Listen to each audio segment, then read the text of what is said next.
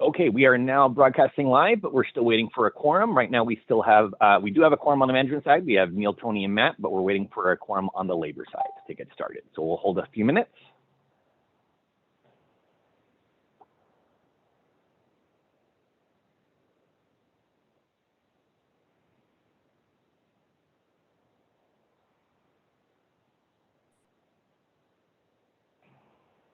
Hi, Wendy.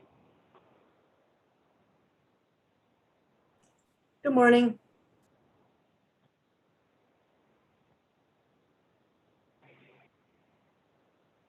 Okay, I see Dave just popped in.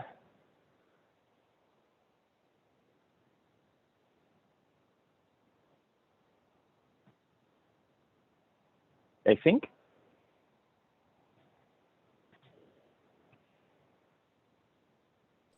Good morning, everyone. Morning, Dave. We are still waiting for a quorum. I see Gavin join us. Good morning, Gavin. Good morning. I'm here for Chris Hannon's alternate. Yep. Gavin. How you doing, David? I'm doing well. Thank you, sir. Good So we are one member shy of a quorum. Oh, I see Marlene. Thank you, Marlene. Good morning, everybody. Good morning. Good morning, Marlene. Hi, Gavin. So, Paul, does that mean we have a quorum? Can we call the meeting to order? Yes, you can. Okay. Okay, so we will do that. And do we start that with a roll call, or we just go right into the agenda? You can go right into the agenda. All right. First item on the agenda after, since we've been called to order, is the public comments. Paul, I'll defer that to you if there are any. Sure. So any member of the public who's joined, you had been muted when you first joined. You can press *6 on your phone at this time if you'd like to make a public comment, and please announce yourself.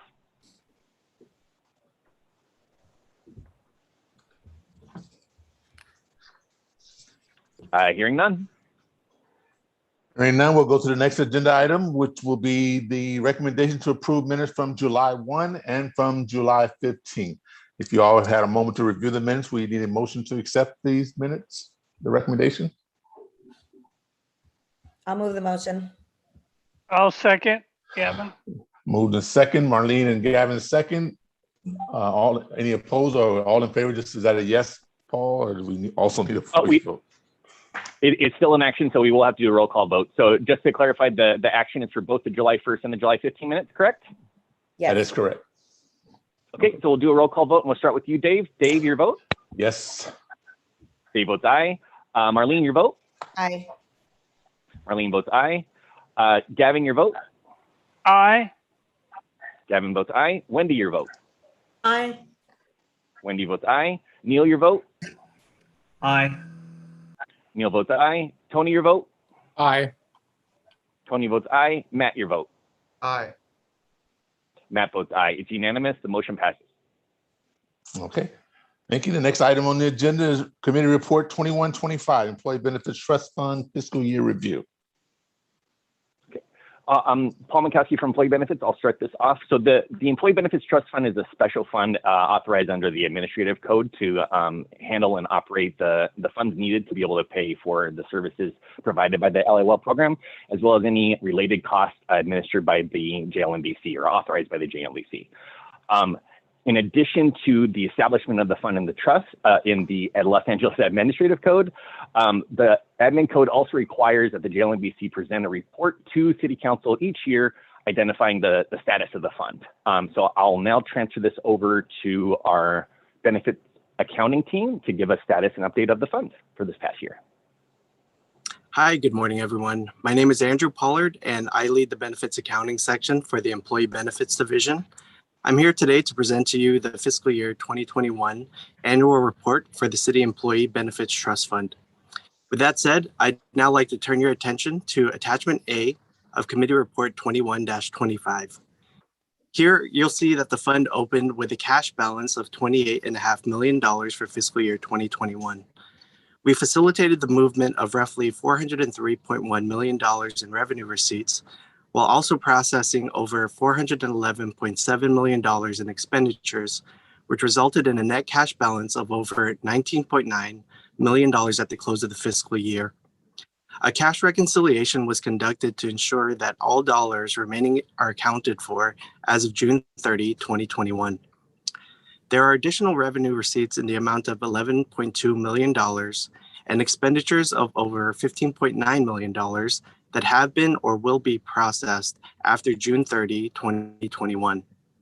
Finally, there's roughly $5.8 million earmarked for outstanding liabilities, along with the 12.5% reserve requirement of the fund in the amount of $4 million. This brings us to a final net June 30, 2021 positive balance of $5.4 million. A summary of this information can be found in attachment B, which emphasizes the net assets restricted for purposes of the trust, as well as historical data over the past 3 fiscal years. It's my hope that the information provided to you today will assist you in moving forward with our recommendation to receive and file the fiscal year 2021 activity report of the Benefits Trust Fund and to approve the draft report to the City Council and Mayor identifying all fiscal year 2021 trust fund receipts and/or expenditures, as well as the purposes for which any expenditures were made. I thank you all for your attention, and I welcome any questions or concerns you may have at this time.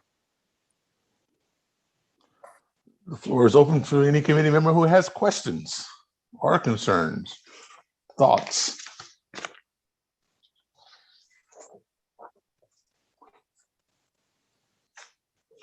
Hearing none, recommendation to receive and file. I'll move to approve, David. I'll second. Okay.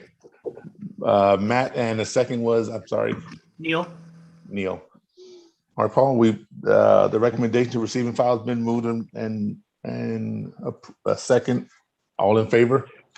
Or do we? We do have to, yeah, we do for any action item, we do have to roll call, but there are 2 recommendations. So the first one was receive and file, and the second one was approve the draft to submit to City Council. Is the motion for both?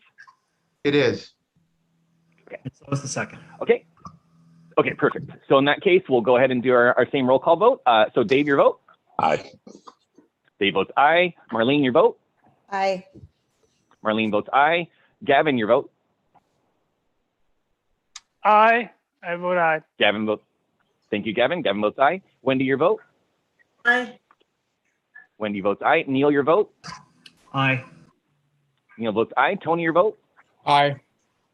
Tony votes aye. Matt Rudnick, your vote? Aye. Matt votes aye. And I think I saw Matt Zabel come in. Correct. Zabo, aye. Matt, thank you, Matt. Unanimous. And this Motion is passes. Gary from AFSCME. I vote aye. Oh, thank you, Gary. I didn't see you. 9 members present, 9 votes and aye. It's unanimous. It passes. Thank you, sir. Next item, agenda 2126, report proposed revision of LAWell bylaws.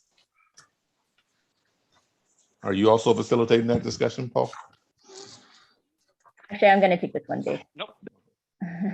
Hello, Jenny. Hi, Dave. Okay, so this report before the committee today it's been in the works for a while. It's regarding proposed changes to the JLMBC bylaws. So to provide you some background, the bylaws were adopted in the early 1990s, and they've only been revised once in December of 1990. So believe it or not, it's been 31 years since the bylaws were last reviewed and updated. So in February of 2018, the JLMBC created an ad hoc governance subcommittee to work with staff to review the bylaws and recommend revisions and updates as needed to ensure sound governance practices. So staff did meet with the subcommittee twice to review proposed revisions to the bylaws and provided their input and feedback. The final version of the proposed bylaws is provided in attachment A for the committee's review.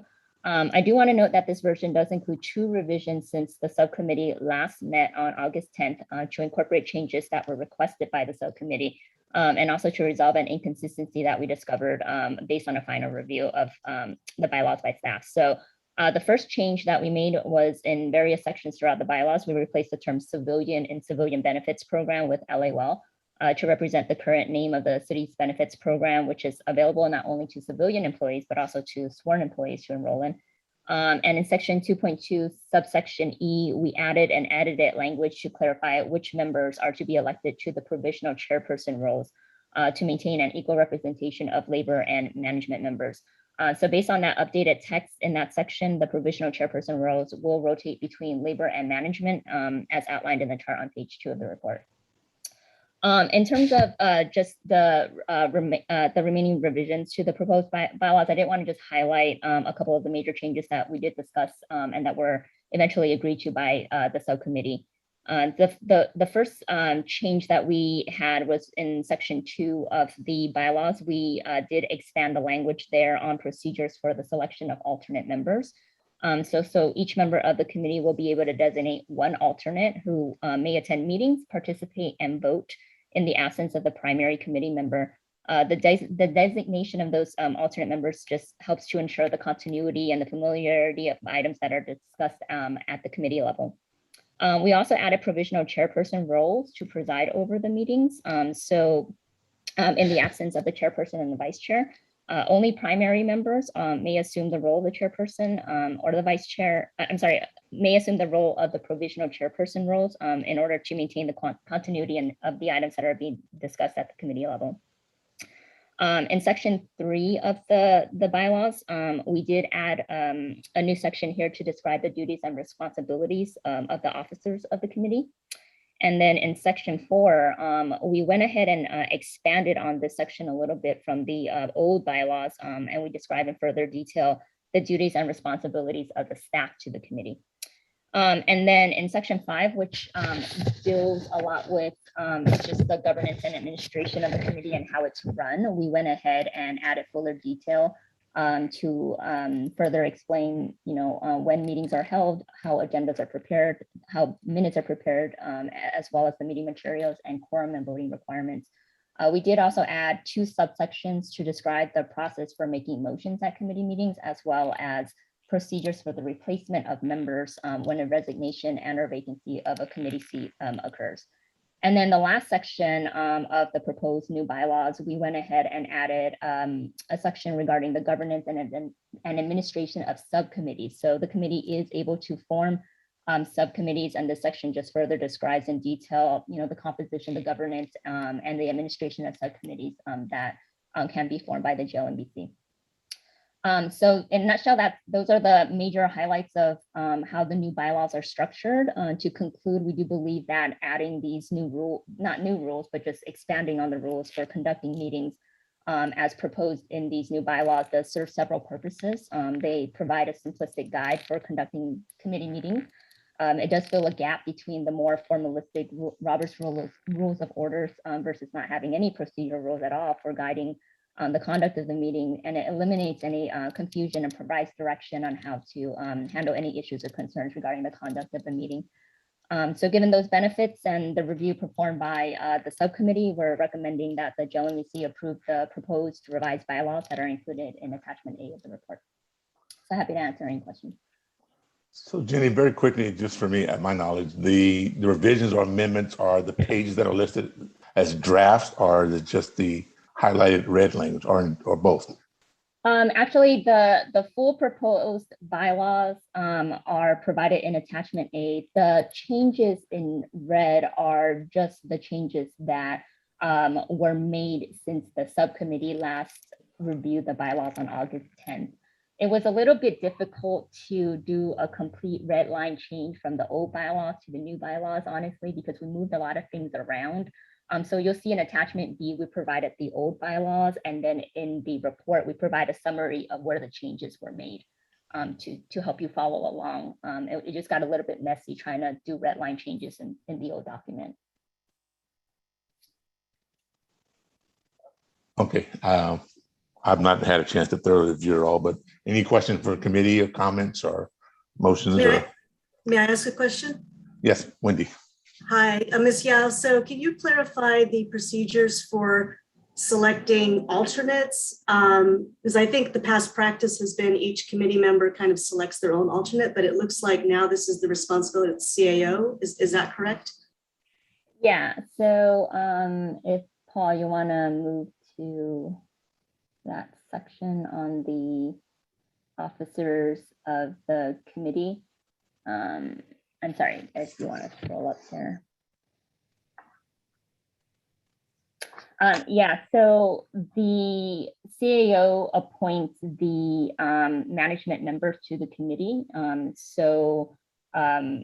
We thought it would be appropriate for the alternates to also be appointed as well, since the CAO is responsible for designating the management members. And that's a change in what's the past practice has been. Is that correct? No, let me. As Wendy stated. Right. In the past, Yes, correct. in the past on the management side, those members would pick their own alternates. Right. But that's just on the management side. The labor side is still doing, well, you know, what it was doing before. So I have a question about that. Is the intent behind that to provide some more consistency with folks that are participants in the meeting? Or what was the reason for that change? Recommended change? Did you want me to speak to that, Jenny, or were you gonna? Yeah, I mean, I think the proposed change there was since the CAO is designating the management member, that it would be appropriate for the CAO to also designate the management alternate as well. Well, and Matt, to your point, I mean, also I think for consistency and to in terms of turnover, right, and also to make sure that the level of the individual is sort of at a level that the management side is, you know, that's been agreed upon.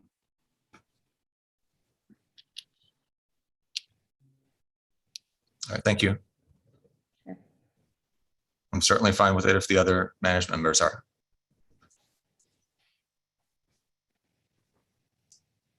Ms. Yao, so this would take effect if the committee approves it going forward. What happens with the existing membership composition?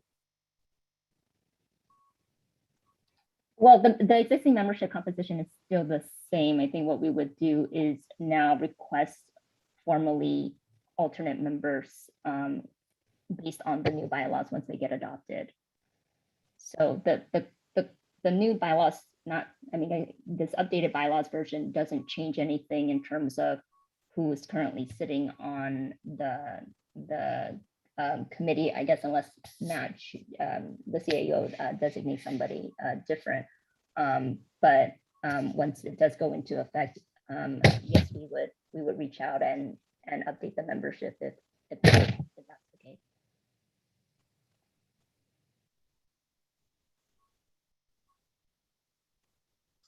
Okay, any other questions, comments? Hey, David, it's Gavin. I have a couple of quick questions on this. Yes, sir. One, I'm a little uncomfortable with it just spells out the process for management, but not for labor. It's blank. It just says everybody picks one, and then you have an exception for management designees as alternates. I think it'd be better either to, move that into a subsection of that rather than have it be a separate numeral, because it is related to that. Each number on that section is a topic, A, B, C, E. And so I think it's better to use that because it's related to the same topic that you're talking about. And so I think it should be subsetted on the same numerical number because it is a standalone item. It's just part of that process for selecting alternates. That would be one suggestion. B, I also think that would solve my problem about the difference on the parties, each side on the selection of alternates. Make sense? Just a question: if we adopt or accept changes offered by Gavin and others, does it need to go back to subcommittee, or we just do that correction here as a committee? I think if they're minor, and it's sort of more of an editorial or formatting thing. I think we could just that the action could be to adopt the bylaws as amended. If there's something that's more substantive, then we would either bring it, you could either refer that back to the ad hoc, or we would bring it back to the full JLMBC. Okay.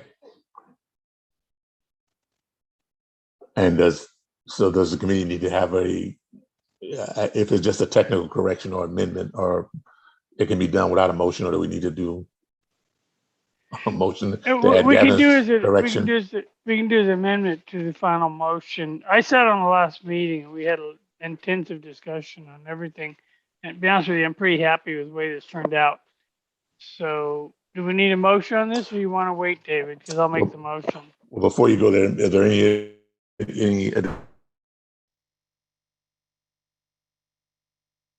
Hi, this is Charles, the city attorney. I'm a little unclear what the amending motion is trying to correct or amend on the JLMBC bylaws.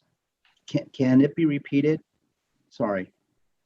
So I can understand whether this is a motion that can be done contemporaneously or quote unquote in real time, or we would have to send the matter back, bring it back to the committee. Gavin? Okay, I'll restate it. And yes, you can amend a motion when you're doing this. So totally, if the body approves it. Under section 2.1, if you look at section B, it talks about the designation of an alternate. Section C also discusses that, but it's just strictly on the management side on such selection. I'm suggesting that B and C be combined. C just be an extra paragraph under B because it's the same topic. Because the rest of the numbers in this section are specific topics. So we don't need two numbers on the same topic. That's why I'm suggesting just from a housekeeping perspective, no substantial change. Well, for me, the change, if you will, Gavin, if I'm understanding correctly, you want the same process to apply to the labor side of the house.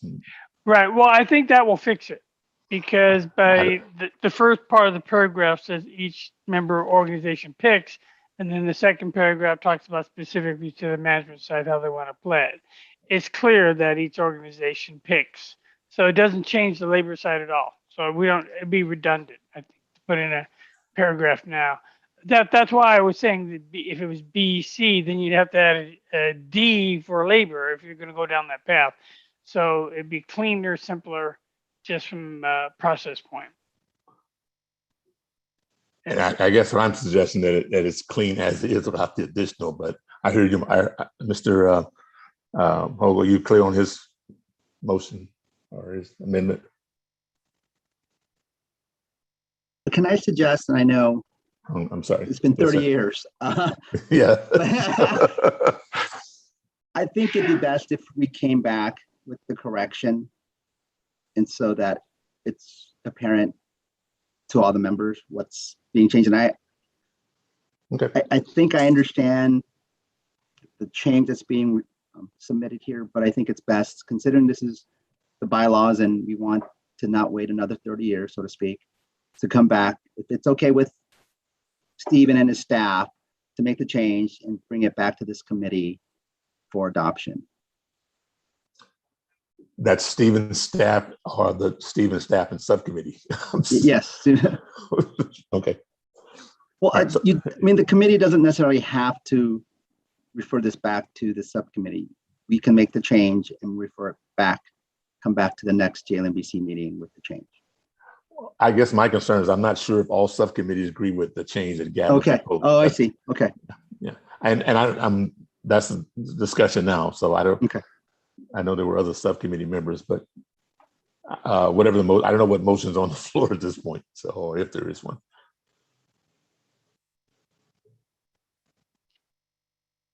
So if we go the route that Charles had suggested, I think what we would do is bring no action would be required at this meeting. What we would do is come up with a draft revision, and if there's a preference that go through the ad hoc first, we're happy to do that, and then we'll just have that recommendation come back in that event would come back from the ad hoc committee to the JLMBC and at the next meeting, which actually isn't going to be until November. So we would definitely have time to, take care of all of the process steps and get that back in front of you at your next meeting. Okay, so the recommendation is that no action be taken at this time. That doesn't require a motion, or that is the motion. I don't think there's any motion required. I think we understand what the request is, and so we'll go back and work on that. Okay. Any other comments, questions, thoughts from the committee members? If not, we will take no action and defer to the next JLM meeting in November. Correct? Correct. All right. Committee report 2127. Hi again. So this is me. So this report, we're recommending a 2-year contract extension with Limeade, the city's wellness third-party administrator, to provide wellness program engagement and data management services through March 31st of 2024 for a total 5-year contract term. So to provide some background, back in the May of 2018, following a competitive bid process, the JLMBC unanimously adopted a motion to recommend that Limeade be selected as the wellness service provider for the Live Well program for a 3-year term from April 2019 to March 2022. So after executing that contract, we worked with Limeade to implement and launch Live Well's online wellness platform and mobile app, livewell.la, in August of 2019. Livewell.la allows our employees to create a personal wellness account and access an ongoing incentives and rewards program for participating in and completing wellness challenges and activities all year long. Since the launch of livewell.la, Limeade has been and continues to be a critical partner in helping us to support and advance key Live Well initiatives. Limeade does currently provide the Live Well platform as well as wellness engagement services for the city. So that includes 2 full-time on-site marketing and engagement specialists working in partnership with Live Well staff to perform marketing engagement and outreach activities for the program. So to provide you some background on livewell.la, if you're not familiar with it, it is a platform for employees to customize and personalize their individual wellness activities. And it also serves as a vehicle to integrate a lot of the Live Well events, challenges, and activities into a gamified platform. We have moved most of our program online for most of 2020. We continue to be online for the majority of 2021 during this pandemic. And what we've learned throughout this process is that virtual programming does enable us to expand our influence to reach even more city employees than before, especially for those who probably didn't have time or the resources to attend one of our on-site classes prior to the pandemic. Having the livewell.la platform in place has positioned us uniquely to be able to be responsive to the pandemic very quickly. It provided employees the ability to seamlessly focus on wellness activities that they could perform at home while telecommuting. So the result of all of that, you'll see, is the increased wellness engagement we had in the last fiscal year compared to prior years. And we have a chart on page 3 of the report to highlight that.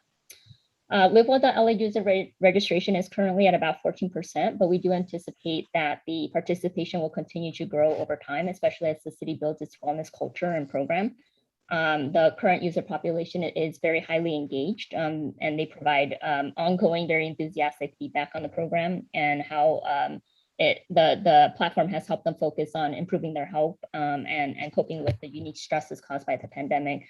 So we do believe it'll continue to grow, especially as we continue to partner with our city departments, our labor partners, and stakeholders to make these resources available to employees. Given the utility of the platform and the many Live Well events that are a key and vital resources to our employees that they've come to rely on, we do believe it's critical to maintain that resource. It helps to demonstrate the city's commitment to health and well-being of its workers. So in partnership with Limeade, we did look at opportunities for refining the contract, including improving fees, program enhancements at no additional cost, and other cost savings. And so on page 5 of the report, we do outline the various considerations and recommendations that are recommended to be included in a proposed 2-year contract extension with Limeade. The consideration regarding the contract extension would be the Limeade LiveWell.LA platform. So that platform is currently being run on the old Limeade Classic. As part of the 2-year contract extension, Limeade will upgrade the platform for us to Limeade 1. It's the current version that is currently out there for clients, and an enhanced version of the current Limeade Classic, and they'll do that at no additional cost. In terms of pricing and cost, currently the per employee per year fee is $33.05 for minimum eligible users of 27,500. And then there's a higher fee imposed of $36.36 per employee per year if the number of eligible users exceeds 27,500. So as part of the 2-year contract extension, Limeade will eliminate that $36.36 per employee per year fee. Additionally, they'll reduce the minimum number of eligible users to 25,000. So meaning if the city's number of eligible users exceeds 25,000, we will only be charged for 25,000 eligible users. So the elimination of that excess fee plus the reduction in eligible users will result in an annual savings of about $83,000. Advanced communications as part of Limeade 1. The city will be also provided with a new functionality called Advanced Communications, which will provide us the ability to communicate on various channels through LiveWell.LA and allow staff to coordinate with city departments and organizations to create specialized messaging that we can push out to those particular employees. The value of that product is about $125,000, and that will be provided at no additional cost as part of the 2-year contract extension.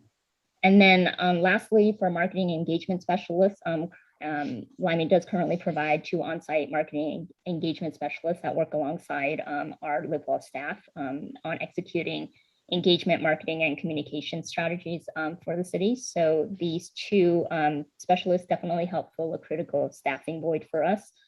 And as part of the 2-year contract extension, Limeade will reduce the cost of these 2 positions, resulting in a savings of about $27,500. So in conclusion, we working with Limeade has been a very strong partnership. We continue to work towards building a culture of wellness in the city, and we believe it's more critical than ever for city managers and leaders to have a tool such as LiveWell.LA and the dedicated resources to support and encourage positive employee wellness behaviors, especially as city employees continue to telecommute. So as the city's wellness culture builds over time, so too will the participation with LiveWell.LA, and Limeade does serve as a critical partner in helping to advance some of the city's culture and support that initiative. So with that, we're recommending that the JLMBC approve a 2-year contract extension with Limeade to continue to support and invest in these critical resources, especially during this time when it's most needed for city employees. And we do have Limeade here as well if there are any questions for them, but happy and welcome any questions. Thank you, Jenny. Any questions from the committee? Comments, thoughts? I have a quick question. It's not on the approval of this or not. It just, I noticed on page 3, the participation numbers jumped off 2021 quite high. Is that primarily due to online resources and communication? I think spectacular, but I can't ignore that kind of percentage increase without saying something. Thanks. Yeah, good question. Thanks, Gavin. It's a combination of definitely the online classes, online classes and virtual classes.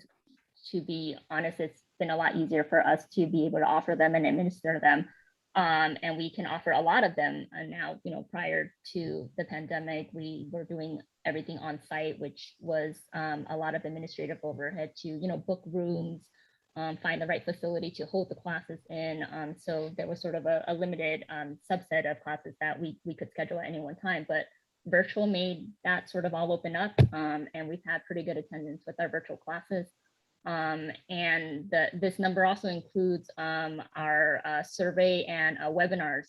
So we've done the Science of Series webinars, which have gotten really fantastic viewership, both at the time the webinar is given, where on average, I think prior webinars we would have maybe 30 to 40 average per viewing. And then now with the Science of series, we've gotten as high. I think one of our best Science of series webinars was about 400. And then additionally, we make the webinar available after the live viewing, and we have, you know, well over 500, 600 hits. So it's definitely, I think the virtual environment has opened up the engagement for sure versus prior years. Thank you. Thank you. This is Shauna. I just had a quick clarification on the top of page 4, the table there.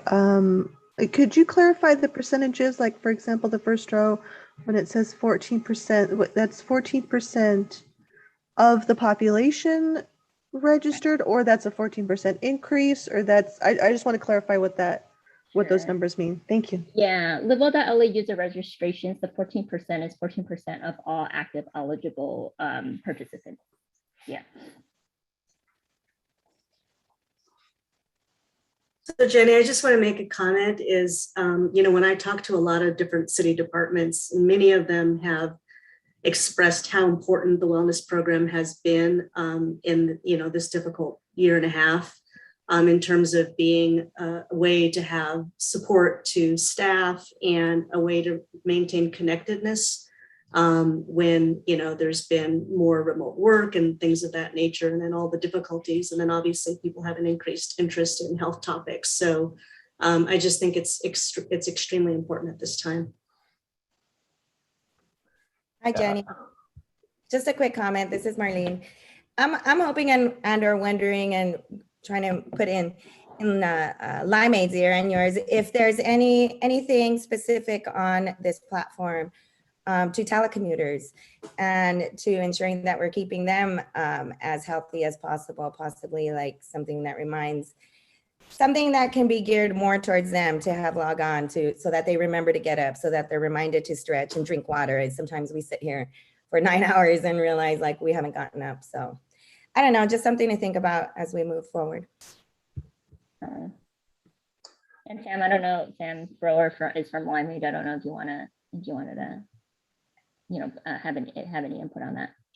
Yeah, love that, and understand how absolutely important it is. And what's great about this program is, like you just used the example of telecommuters, that we really are able to target in and say, okay, understanding that this is a population we want to focus on, create the content around those people, as well as the notifications with the new advanced platform that you'll be getting as a part of this, that will allow us to better reach these people and ensure that we're doing things that are helping them not only be being healthy, but increasing their well-being during this time. I recall a while back there's some additional things to add to the platform. I think Neil proposed some things. I think one of them in particular was about book clubs and others. Were those ideas ever implemented, or what's the status on that, or how do we get those things done? And Neil, I think if you want to speak on more, I think at least that one I recall. Thanks, David. Yes, I think the intent being that, and we're seeing this for the LACERS members too, a lot of our retired members and beneficiaries, the importance of the connectedness and finding ways in which those members can do things together, even if it's virtually, whether it be a book club or a movie club or something like that, or they can share travel ideas or even celebrate different holidays as a group virtually online. I think those are all helpful to maintain that sense of community and connectedness. So, thanks for bringing that up. So Jenny and Sam, if we could figure out a way of implementing those ideas, that maybe you can bring a proposal back to us next meeting. Yeah, we can take a look at that. The Limeade platform definitely has the ability to, you know, do a lot of these challenges and group activities. So we can certainly look into that. Yeah, I love that. I was just going to say that almost sounds like almost a virtual ERG setup that we could absolutely help support, and especially with the advanced communications of the new platform, would love to help with that. And what is ERG?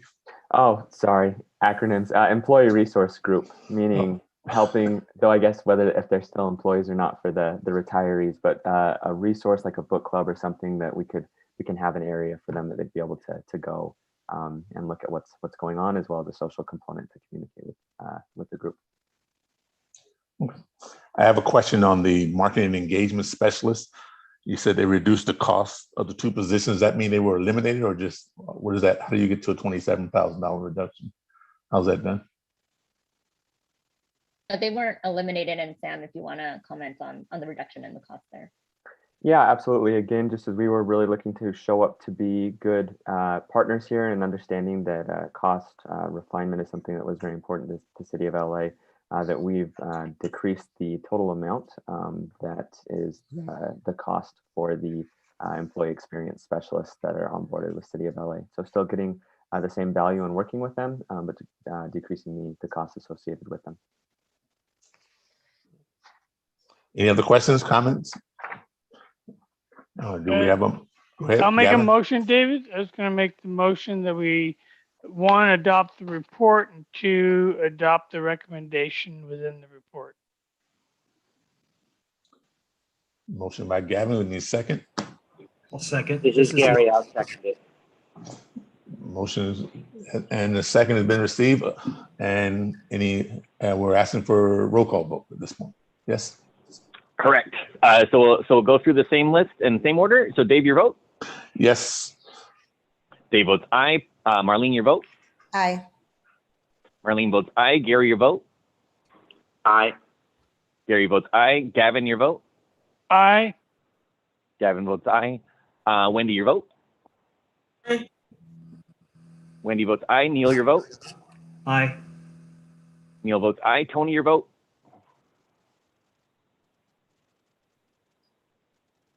Tony, are you there? Aye. Thank you, Tony. Tony votes aye. Matt Rudnick, your vote? Aye. Matt votes aye. And Matt Dable, your vote? Aye. Matt votes aye. It's unanimous. The motion passes. Thank you, Paul. Agenda item number 7, benefit provider presentation from IMED.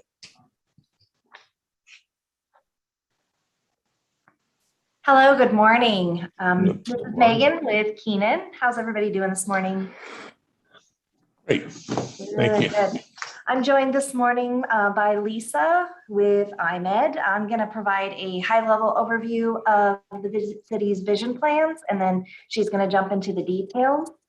Up on the slide here, you have an overview of the city's plan design.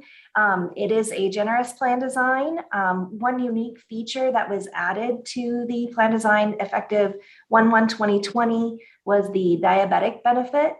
But overall, $150 frame allowance, retinal imaging, all very standard and generous out there in the industry as far as plan design is concerned. With respect to the city's enrollment, this is a review of 2020, which was a unique year, but the city's enrollment did grow in 2020 with a 2.9% increase. That's an additional 1,673 members. We do expect that the 2021 enrollment will be slightly lower, just due to various factors such as the voluntary retirement program that the city went through in late 2020. But overall, IMED has been the city's provider for vision benefits since 2017, and the plan has seen growth of about 3.35% since that time.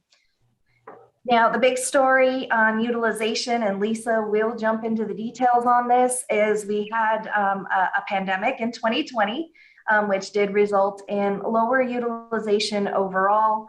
The city's utilization generally sits at about 31.5%, and in 2020, that dropped to about 23.5%. We do expect to see utilization jump back up to normal ranges, and right now it's tracking to be right around 31.7%. That is fairly normal and typical for what we are seeing with other clients and other vision plans. So the city's plan is right there in the range of what we are seeing out there. Again, utilization for exams and materials were lower given the pandemic, but we are starting to see that trending back up. Your network utilization looks fairly typical as well, with about 40% of folks using retail, 55% using independent providers, and about 5% utilizing on an out-of-network basis. Glasses are the most common material that are utilized, about 80% in 2020. I feel those, I wear them myself. But again, very, very standard, very typical utilization with what we are seeing given the circumstances of 2020. With that, I'll answer any questions, or if there are none, we can hand it over to Lisa. All right, thanks, Lisa. Megan. Hey, Paul, if we can skip into probably the third slide, I won't review the agenda. I think Megan's done a great job there, kind of covering what we're going to discuss this morning. But let's talk about some of the things that happened. As Megan said, 2020 was a unique year, and the city's experience with regard to utilization is not atypical from what we saw across the book nationwide, and more specifically with our client base here in California. I think in California, given our response to the pandemic, we were more closed than open. We also had later opening windows, and we probably had a more closed, open for a hot minute, closed again, and then slightly reopened. And I would say now we're probably back to a more open posture than we've been since March of 2020. That said, the rest of the country, if you think the South and the Midwest states managed COVID a bit differently than we did here in the state of California. So some of the utilization that we're seeing across the book, east of the Mississippi, if you will, is a bit higher than what we're seeing here in California, but that's obviously by design based on shelter-in-place orders that were issued by the governor. But having said that, one of the things that IMED tried to adapt for members who were impacted by COVID, and for the city of Los Angeles, that was mostly in the early retirement bucket, is we offered a CARES program for those who were displaced, which was ultimately just a discount program for those who'd lost vision benefits but still needed care. Even in our, those of us who had to, we use more devices, given working from home, there were still quite a bit of need for those of us who wear glasses, Megan and myself in particular. We still had to engage with our eye doctors and get those exams. And for those members who'd lost coverage, we made available a discount program that got members about 40% savings if they didn't have an actual vision program. In addition, we launched for members who were seeking services on our provider locator feature, which for the city of Los Angeles is on the microsite, which is imedvisioncare.com/City of LA. The safety ready indicator that let members know when they were seeking services that their provider was participating in conducting routine sanitizing procedures to make sure that when they came in, they felt safe engaging with their vision services. And then also launched a savings summary to the, again, microsite and imed.com, so that members have clear line of sight to how much their materials would have cost without their benefits and what the city of Los Angeles plan saved them by having it. And to Megan's point, the structure of the city's benefit with services available on an annual basis for eye exam and materials is very rich and generous, both in terms of its allowances and the frequency. Megan captured correctly the increased enrollment that we saw in the prior year, which again was unique for government groups in general. We saw a lot more furlough across our book of business than we did with the city of Los Angeles. So that 3% increase was an anomaly. But because of our shelter-in-place orders, our utilization took a hit. We had gained some really good traction since 2017 with introducing the standalone vision product concept to the city of Los Angeles. We had gotten to about 32% utilization in 2019. And then, of course, when we sheltered in place, we did see a reduction in utilization. Those who absolutely had to have their eyes examined and needed glasses or contacts for work engaged. Those who didn't made the decision to forego benefits. But we are seeing a return as a comparison to what happened on the IMED side. So again, we are a nationwide plan. We saw about 85% utilization to the prior year, 2019, across our book. So a bit different than what we saw with the City of LA plan on the exam side, and about 88% to prior year on materials. Materials were higher across the book for most clients. Obviously, if you had a prescription in hand, it was easy to engage with an online provider or go into, let's say, a Walmart location to get materials when you couldn't perhaps go into Dr. Smith or Dr. Jones's office because they were closed. We did launch the diabetic plan for 2020. What's interesting is although diabetes is one of the high-risk conditions that we're seeing for the city of LA, we did not see more than 1% utilization of that diabetic plan. So by way of recommendation, that would be something we'd want to focus on in coming communications with our membership to remind them that that benefit is out there and available for them. Overall, despite the challenges of the pandemic, the IMED plan still saved your members about $5.3 million over the cost of retail services in 2020. And on average, that was about 69% or $248 saved by our members who needed to engage with the vision product last year. So if we go 2 slides in now, Paul, just a recap on the membership. So again, 2.9% higher, about 3% higher than 2019. The biggest increase in membership was in the Kaiser population, about 5.7%. And Kaiser still represents the largest share of the enrollment at 63% of the total population enrolled. And if we look at what happened on the next slide in terms of utilization, what you can see here is kind of the year-over-year view since IMED became the vision plan in 2017. So we started off strong in the combined utilization of 30.8% in that first year. We rounded out our contract year, which ended in December 2019 at 32% utilization. And of course, we've got the COVID year at 23.5. But you can see that so far, based on how members have returned to benefits, we are anticipating overall utilization end of this year at almost back up to where we landed in 2019 at 32%. The biggest note here is that a lot of these bullet points are just repetitive of what we've heard already. We've already seen, so the punchline here is that we've already seen a 35% increase in members returning to benefits in the first 5 months of the year. And that's when our data set stopped as we were putting together this presentation. As I've looked at data that's come out since May, we are again tracking very nicely to return to that 31.7% by the end of this plan year.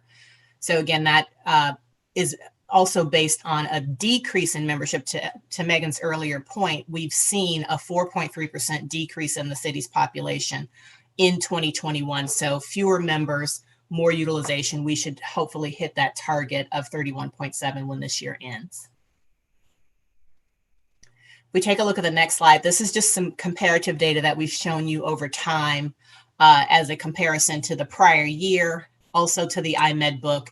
And then we've added in, now that we are able to track the utilization by medical plan type, we've added in those data points as well. And what's interesting on this slide, most importantly, is that, again, our Kaiser members engaged at a higher rate in the COVID plan year. Now, that's also based on their ability to, the Kaiser population has been the hardest to attract when it comes to the vision program. So their habits are a bit different in the standalone vision product. So this was interesting to me. I would, if we had an opportunity to do a member survey, I'd really be curious as to how the Kaiser population really what resonated with them about their vision benefits, more so than the Anthem population in plan year 2020. They represented Kaiser 53% of all exams utilized in plan year 2020. And that's a first since we've come on board. So this is very encouraging. I think our messaging is getting through to this population. And again, I wonder, just based on is there something that we can glean from the individual work groups, perhaps when we can gather for a different type of meeting together. Let's dig into by type of work, what happens with the Kaiser population different than perhaps the Anthem population. It's just very curious to see their utilization exceed that of the Anthem group, even though they're a bigger population. Again, the diabetic plan, diabetes is one of the top 3 conditions that we track for the city of Los Angeles, but we're not seeing resonance with our membership on the diabetic plan. Now, very likely that's connected to the fact that we were sheltering in place. But certainly something we want to focus on in years to come in terms of communication. And then on the material side, this is not uncommon for the city of Los Angeles, again, as it is with our book of business in general. Those who had prescriptions in hand were more likely to engage with a provider just to make sure they had fresh contact lenses or new pairs of glasses. That didn't obviously require the kind of in-person experience with the provider. And so we see higher materials utilization in 2020 than we do on the exam side, mostly across the book of business. Again, the Kaiser membership engaged at an even higher rate when it comes to materials in the plan year 2020. And just so, and you're concerned with the Kaiser 53% is that it's higher than historical numbers, or? It is, yeah, it is. Even though they're a larger population, Dave. So they're higher in general because the size of the group is larger than the Anthem population. But as we've been able to track utilization by plan type, the Kaiser number. So what we were seeing, let's say first 2 years, was there was a lot more utilization at Kaiser locations that we're rolling into our numbers. And this seems to reflect more Kaiser utilization with the IMED provider network. Okay. Does that make sense? I had another thought, but yeah, I'm clear. You can move on. Okay. Next slide. Thank you, Paul. This is a view of the network. So our network is, the Insight network is made up of 76% independent providers and 24% retail providers. City of Los Angeles members in 2020 used at a in-network rate of 95%. So tremendous in-network utilization, despite the fact that lots of providers were unavailable for a very specific period of time, especially here in the state of California. But what's interesting here is that retail continues to be very important to the population of the city of Los Angeles. 55% are going to independent locations, but 40% of our membership is choosing a retail provider when they're seeking services. 39% saw a retail provider for their eye exam, and 43% purchased their materials in a retail setting in 2020. So again, that out-of-network number, that 5%, we did see across our book higher out-of-network utilization on the IMED plan. And again, that was very much tied to COVID, in that there were certain providers who just were unable to open, those that were in mall locations, for example, on the retail side. Mall locations tended to be closed longer here in the state of California, specifically in Los Angeles County. So we did see an increase in out-of-network utilization in 2020 total book, which we are seeing kind of a return. More members in 2021 are starting to go find their providers available using that safety ready mechanism on the provider locator. And we should see a reduction in out-of-network utilization for the city of LA when we wrap 2021 as well. Let's look at how members are finding frames across the network based on that $150 allowance. Our members are on average, excuse me, the average retail price chosen. So when you go into a location, members have that first $150 covered by the plan, and then they get 20% off the balance before they pay anything out of pocket. Last year, on average, members chose frames that retailed for $180. This year, $3 higher at $183. But you can see here on this slide that having the choice of provider type is very important for the membership. Those who receive services in retail settings saved a bit more. And you may recall that at the top of 2020, Sears and JCPenney locations were moved off of the network. Those tend to be our value players on the IMED network, and members who had previously used Sears and JCPenney for services are finding frame availability and product and services at locations like America's Best and iMart Express. So that other retail bucket, that $122, our members are finding those locations to be as valuable for them, those who have additional pocketbook concerns, as the Sears and JCPenney stamp. 37% of our members were able to find a frame at that $150 allowance or below. And again, all of our providers are required to have at least 100 frames in their selection at a $130 price point. So this $150 frame allowance that we offer the city of LA population gives them a lot more flexibility in terms of choice and selection when they're visiting provider locations. And then Paul, if we can go to 14, I'll wrap it up here. I know we've got some time sensitivity. Just wanted to kind of review a few things again that we're doing to support the City of LA's wellness initiatives. Obviously, pop-up clinics have been a great part of how we reached members more personally in their workspace. And because of coronavirus, we were unable to do that. We have been working with Paul and Jenny and staff to return to pop-ups as soon as it is feasible for the City of Los Angeles. We've also refreshed our virtual tools as we are all, sheltering in place to some extent and still working from home. The mobile app is certainly a place where members can not only find access to their provider locations and their benefits, but special offers are a thing that are very unique to IMED members only. And with that mobile app, they're able to find locations that are offering additional savings that help take their benefit dollars a bit further. Megan mentioned at the top of the presentation that we have a unique benefit for the City of LA, which is funded retinal imaging. Most of our clients offer retinal imaging as just a discounted product. We actually have a $10 copay for the City of LA. And because of that copay, 31% of members are receiving retinal imaging when they're having their exam. And that's a 19% increase over the prior year. So the more we talk about this additional feature to members, the more utilization we see year over year. And then lastly, the diabetic benefits, again, were added in for 2020. Only 9% of our book of business actually offer this benefit to its members. So it's certainly a unique feature for the city to offer. And in addition to the routine exam every year, members who have diabetes can also have the 4 other tests that you see listed here, as well as an additional exam at the 6-month mark. Diabetes was the #2 high-risk condition that we tracked for the City of Los Angeles in 2020. So it's very important that we, again, continue to message this new feature for members who have diabetes so that they get the additional care that they need on an annual basis. And then lastly, let's take a look, Paul, at the performance metrics. Those with the arrow are the ones that absolutely impact member satisfaction. That's having the ability to financially and accurately process claims at the point of sale, making sure claims are paid within 10 days. And when members are calling us, answering that phone so that they're not left on hold or that they wait so long that they have to abandon the call.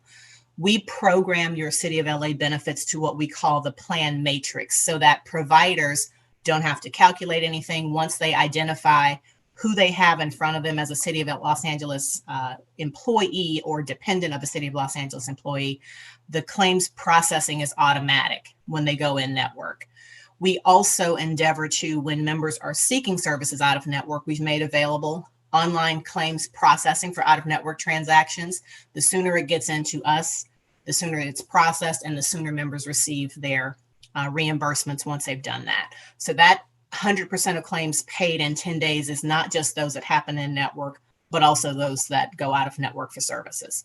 So we are committed to making sure that when members are engaging, we've taken care of all the behind the scenes key performance metrics so that they have a smooth experience when they engage with their provider locations or when they seek services out of network. That is the last slide. Are there any questions I can, one point I did not make, and my apologies, I should have made it a couple slides ago. After we looked at the utilization reduction that happened in 2020 because of coronavirus, we had planned at the city's request to extend out our renewal to cover plan year 2022. We did go back and revise rates down 2% for the City of LA through that new termination date of December 31st, 2022. So the City of Los Angeles received a 2% premium reduction for vision services for this population starting March 1st of this year through the end of 2022. Are there any questions I can answer for you guys?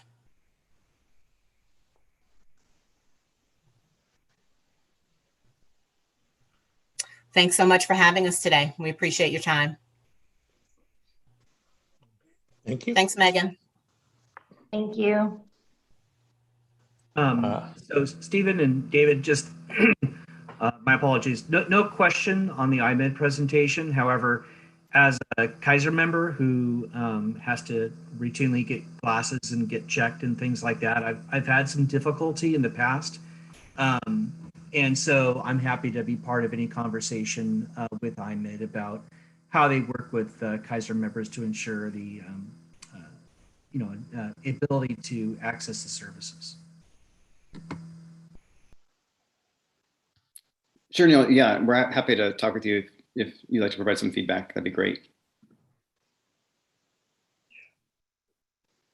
Okay. Thank you for the presentation. And hearing no other questions or comments, we'll move on to the next agenda item. And that would be agenda item number 8, the World Program updates. Thanks, Dave. So this is our monthly wellness program activity report covering activities in the month of August. As I mentioned before, we continue with wellness programming delivered virtually through Zoom. We offer live exercise classes during the daytime and in the evening. So a variety of classes, Pilates, yoga, kickboxing, Zumba, circuit training, bar race, boot camp. We also continue to host our live follow along cooking demonstrations on Wednesday evenings. And continued our afternoon 15-minute stretch and meditation breaks, which we introduced back in February. So in total, we had a little over 1,000 engagements with the Zoom classes this month. And in August, we also worked with Kaiser and helped to coordinate a series of mental health first aid trainings, which were provided by Kaiser as part of their 2-year contract extension covering plan years 2020 and 2021. So the trainings are a unique resource that were developed by Kaiser, targeted at empowering human resource professionals, managers, and supervisors to help them identify mental health issues in the workplace and guide individuals towards appropriate care. So due to the impact of the pandemic on offering in-person trainings, no MHFA trainings were conducted in 2020, but Kaiser did adapt the trainings to a 100% virtual environment in 2021, and we helped to coordinate the first set of trainings for our client services division, consisting primarily of HR professionals in the personnel department. So we've also scheduled 3 training sessions in October for the supervisors and managers of the Information Technology Agency. So we'll be working with department HR contacts to continue to promote this valuable resource, especially given the current environment. So that's a wrap up of all the liberal activities occurring in August of this month. Any questions?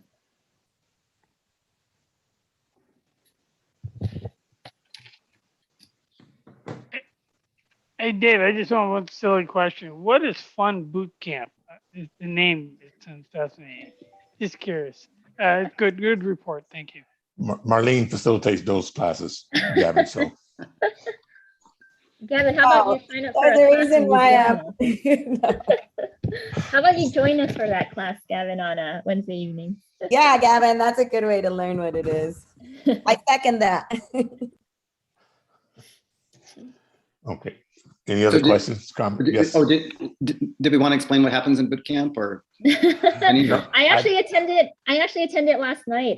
The instructor Robert's great. Just a lot of short circuit, high intensity actually interval exercises. So I highly encourage you to join. The instructor is really great, and he calls on each of us actually in the class. So I highly recommend it. Yeah, I think we just want Gavin to show up just for shock value and see what happens. So. I'll scare everybody if I did that. Thank you all. Gavin. All right. Next report, item 2129, that program activities.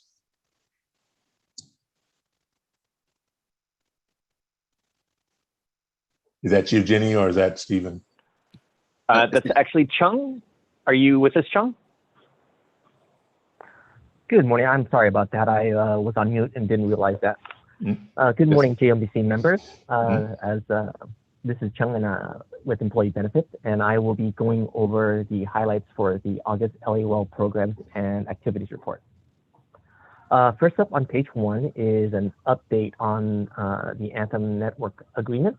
As you may recall from the prior JLMBC meeting, Anthem and Dignity Health have terminated their contracting hospital agreement effective July 15th. Since then, negotiations had continued between both parties, and I am happy to report that they have reached a new multi-year agreement.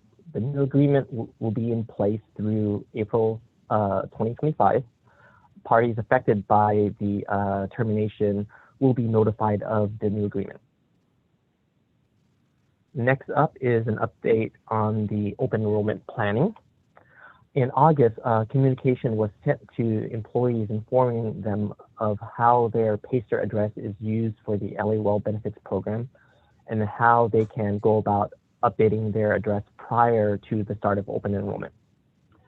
Staff and the LA Well TPA and LifeWorks continue to perform updates and testing of the online member portal and open enrollment communications in August. Staff is currently working on completing the preparations necessary to produce and mail the open enrollment packages in mid-September. The next item on page 2 is an update of the 2022 LA Well Plan program and the catastrophic illness program reports. John, can I ask a quick question? John, in terms of the August email sent to the members, were they asked to respond back, or is there some action that need to be taken by members? Or what was the— No. I'm sorry, David. What I meant to say was that for members, most members, provided they have agreements to D-Time, they can log on to D-Time themselves and make the change directly. For members who don't have access to D-Time, they can request a change through their PACER, payroll section or HR section for that.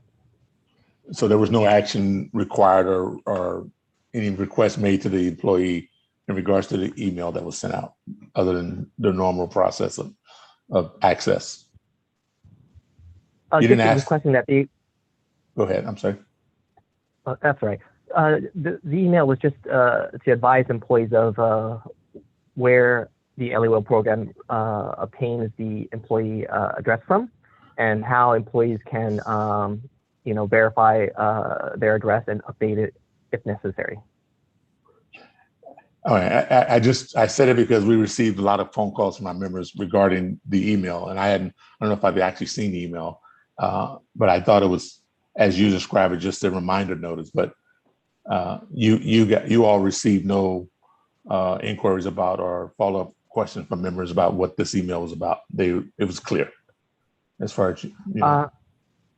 I'm not aware of any emails from employees following the communication. Okay. All right. Thank you. You're welcome. Continuing on is going back to the update on the LA Well Plan program and catastrophic illness program reports. The LA Well program report was approved by the Personnel, Audit, and Animal Welfare Committee at their August 18th meeting and is currently pending full City Council review. The catastrophic illness program report was also approved by Paul in August and is currently waiting scheduling for the Budget and Finance Committee. And Chung, just one, if I could just do one quick update. The actually council did meet yesterday and approved adoption of the LA Well program for 2022. So that item's been completed. Action on that's been completed. Thanks for the update, Stephen. And lastly, we have an update on the ad hoc health procurement planning and plan design subcommittee. Following the establishment of the subcommittee from the prior JLMBC meeting, JLMBC members Barlene Fonseca, David Sanders, Matthew Rudnick, and Neo Guglielmo have volunteered to serve on the committee. And with that, this brings the report to an end. I'm happy to answer any questions you may have.